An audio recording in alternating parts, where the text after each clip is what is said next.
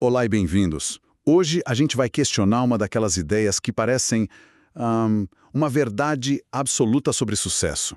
Sabe aquela história de que para chegar no topo você precisa escolher um caminho bem cedo e assim se dedicar quase que obsessivamente?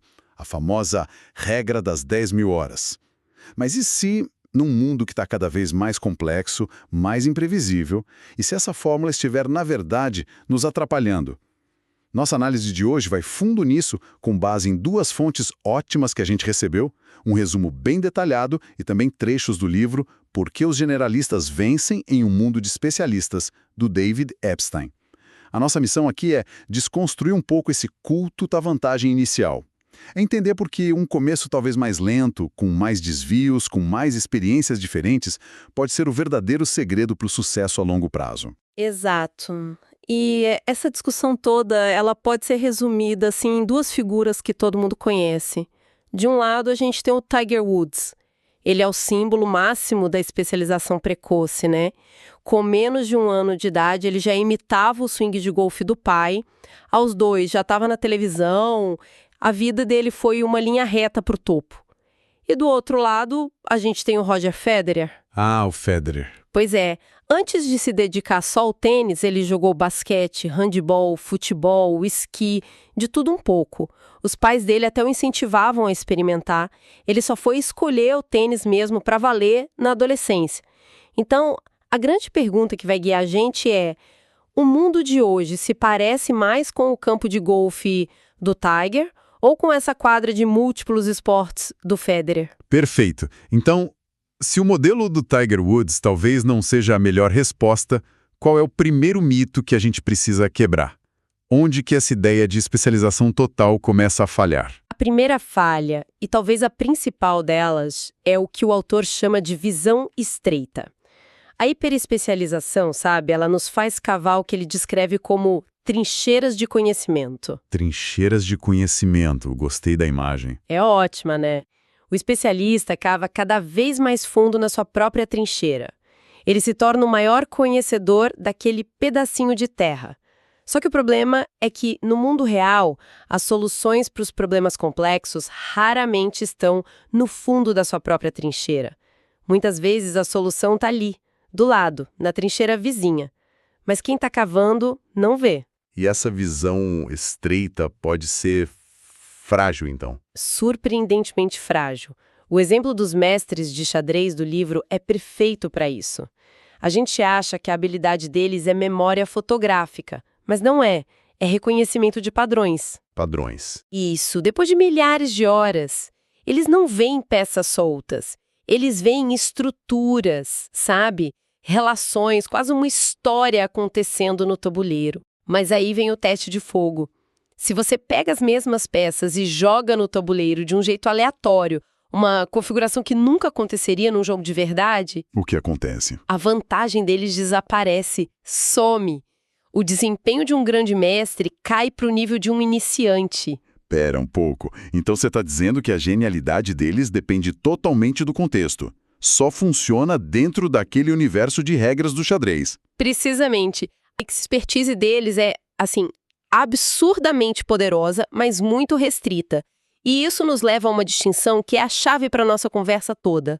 A diferença entre ambientes de aprendizado generosos e ambientes perversos. Ambientes generosos e perversos. Ok, explica isso. O ambiente generoso é como xadrez ou golfe.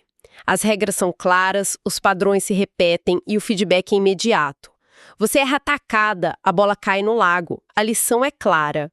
Nesses ambientes, a repetição, o modelo Tiger Woods, funciona que é uma maravilha. Ok, mas a vida real, para a maioria de nós, não é um tabuleiro de xadrez, né? Nosso trabalho, os relacionamentos, parece tudo bem mais caótico. E aí a gente entra nos ambientes perversos. Esse é o mundo da maioria das profissões hoje em dia. As regras mudam sem avisar. A informação que você precisa às vezes não existe. E o feedback sobre suas decisões Demora para ver. demora ou é ambíguo ou nem vem. Você toma uma decisão de negócio hoje e o resultado só aparece daqui a 2 anos. E você nem sabe se foi pela sua decisão ou por outros 10 fatores. Nesses ambientes, a experiência pode virar uma armadilha. Como assim uma armadilha? Experiência não é sempre bom? Nem sempre. Num ambiente perverso, repetir uma ação pode reforçar a lição errada. O caso do Google Flu Trains é um exemplo fantástico. Ah, eu lembro disso.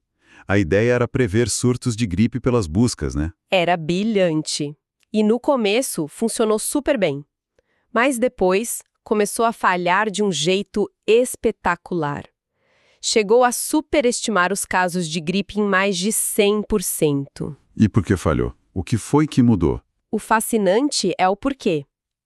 O algoritmo aprendeu a associar buscas por febre e tosse com gripe.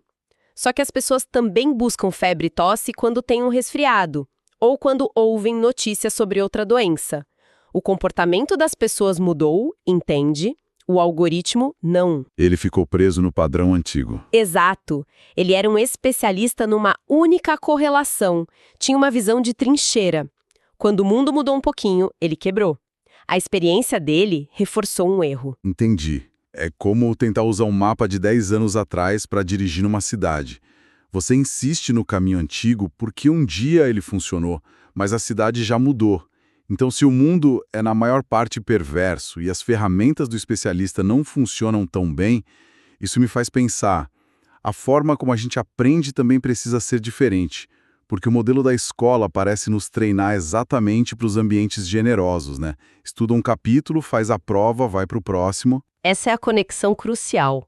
A nossa intuição sobre como aprender, que foi criada na escola, pode estar totalmente errada para o mundo real.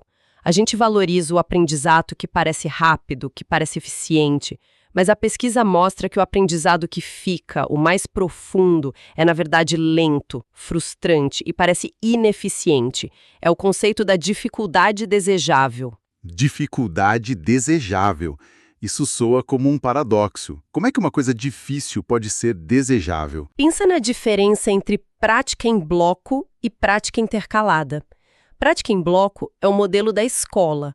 Você estuda 20 problemas de um tipo, depois 20 de outro. Durante o treino, você se sente ótimo, parece que está aprendendo rápido. A prática intercalada mistura tudo, um problema de cada tipo, em ordem aleatória. Durante o treino, seu desempenho é péssimo. É frustrante, você erra mais. Mas isso não deve ser incrivelmente desmotivador? Quem é que vai querer continuar fazendo algo em que erra o tempo todo? Isso vai contra a nossa natureza de querer ver progresso. Totalmente. Vai contra tudo que nosso cérebro quer, que é aquela sensação de fluidez. Mas um estudo com estudantes de matemática citado no material mostrou o poder disso.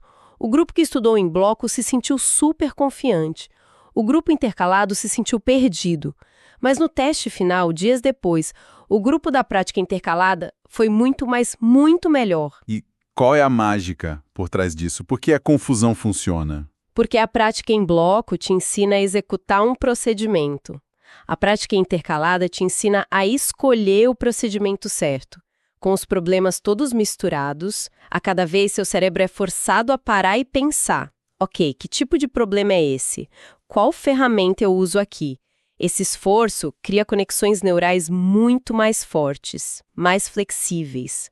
Você não está só memorizando um mapa, está aprendendo a ler o terreno. E é essa habilidade que se transfere para problemas novos que você nunca viu. A marca registrada dos ambientes perversos. Exato. Isso é muito poderoso. E me leva a uma questão mais pessoal, que talvez seja a mais libertadora de toda essa conversa. Se o caminho não precisa ser uma linha reta desde o começo, como a gente encontra o nosso lugar? Mudar de carreira, pular de um interesse para o outro, isso é visto como falta de foco, né? Quase um sinal de fracasso. Mas pelo que a gente está conversando, talvez seja o contrário. É a estratégia mais inteligente. Os economistas chamam isso de busca pela qualidade do ajuste, ou match quality. A ideia é que a gente não se conhece tão bem quanto a gente acha. Então, esse período de experimentação, de namorar carreiras e interesses diferentes, não é um desvio. É o processo de coletar dados para encontrar o melhor alinhamento entre quem você é e o que você faz. E o exemplo máximo disso parece ser a história do Vincent van Gogh. Ele é o anti-Tiger Woods. Completamente. A jornada dele é a personificação dessa ideia. Antes de se dedicar à pintura, já com quase 30 anos, ele tentou ser negociante de arte, professor, livreiro, Até missionário, né? até missionário numa comunidade de mineiros de carvão. Ele fracassou em tudo, absolutamente tudo. Visto de fora, ele era um fracassado.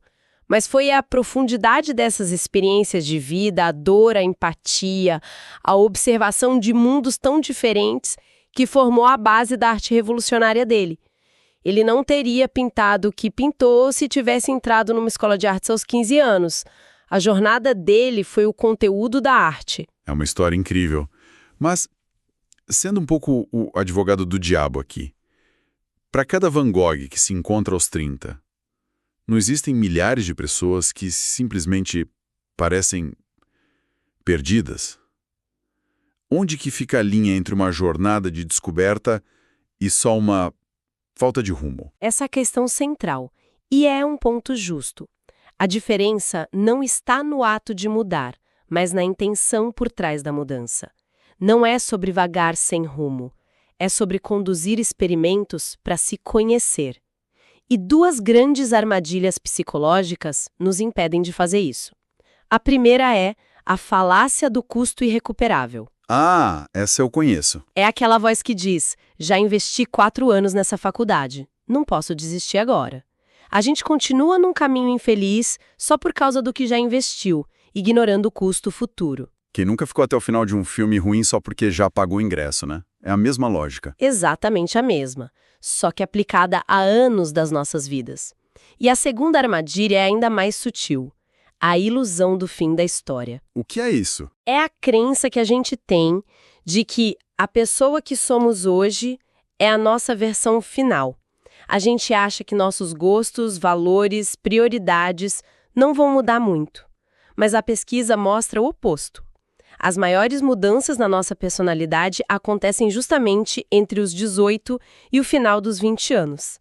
Se especializar muito cedo é como traçar um plano de carreira detalhado para uma pessoa que você ainda nem conhece direito. Então, se o plano de longo prazo é uma armadilha e a especialização precoce é arriscada, qual é a alternativa prática? É viver no caos? A alternativa é trocar o plano de longo prazo para um planejamento de curto prazo. A ideia é se ver como um cientista da sua própria vida. Em vez de um grande plano de 10 anos, você trabalha com hipóteses. Hipótese.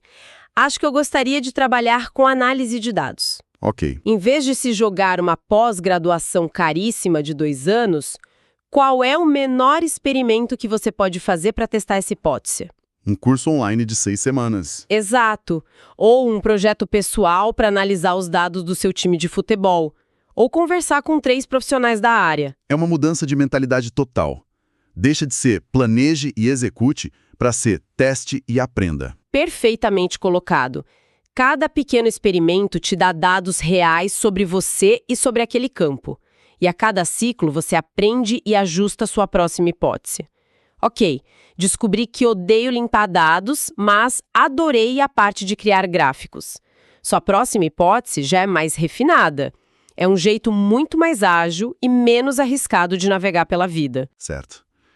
Acho que a gente está chegando a uma conclusão bem forte aqui. O que a gente descobriu é que o mapa que a maioria de nós recebeu para o sucesso, o mapa do caminho reto, da especialização precoce, talvez seja para um território que, para a maioria das pessoas, não existe mais. O mundo real é, em grande parte, perverso, imprevisível, e para navegar nesse território, a gente precisa de outras ferramentas. A gente precisa de amplitude, da capacidade de conectar ideias de áreas diferentes, o que o autor chama de pensamento analógico.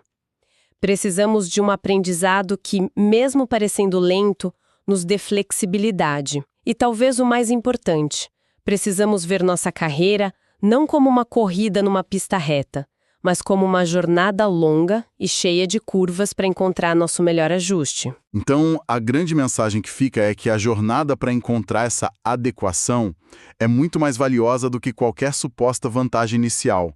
A exploração não é um custo, é um investimento. Exatamente. E isso nos deixa com uma reflexão final que talvez mude o jeito como a gente encara o futuro. A cultura do planejamento de carreira nos treinou a fazer a pergunta: onde eu me vejo daqui a 5 ou 10 anos? Mas Com base em tudo que a gente discutiu, talvez a pergunta mais poderosa e mais útil seja outra. E qual seria? Qual é o próximo experimento que eu posso fazer para aprender algo novo sobre quem eu sou e sobre as oportunidades que existem ao meu redor? A sugestão não é abandonar os planos, mas sim tratá-los como que eles são, hipóteses a serem testadas. É uma mudança de perspectiva, sabe? Encarar a vida não como um plano rígido para ser executado, mas como um grande e fascinante experimento a ser conduzido.